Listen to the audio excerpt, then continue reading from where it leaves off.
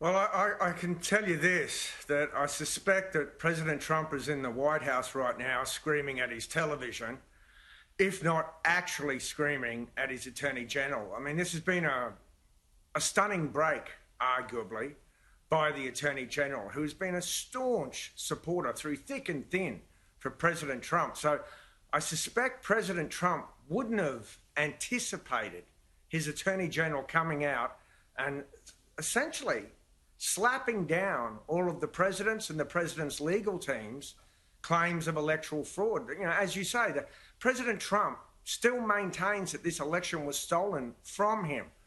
Well, the Attorney General says that the Department of Homeland Security and the Department of Justice have looked into it, and that's just not the case. There is nothing to substantiate the claims, and that there's certainly nothing that would change the outcome of the election.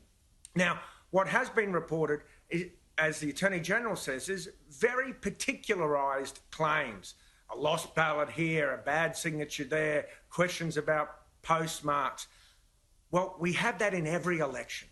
So essentially, you know, the Trump legal team is trying to flush the toilet of irregularities that we see in every election.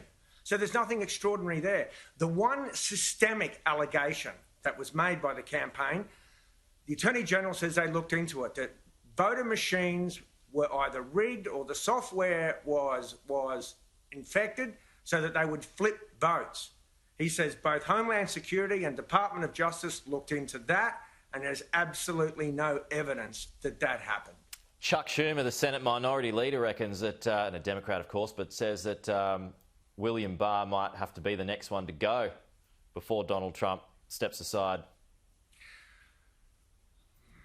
Well, we do know that that is President Trump's MO. That's what he does. When anyone breaks ranks with him, they're very quickly sacked, normally on Twitter. We saw that with this election. The Homeland Security cyber security expert said this was the safest election or most secure election in history. And within days, he was sacked on Twitter. I think it'd be harder to remove Bill Barr. I think that would be just, you know, too much for even the Republican Party to handle.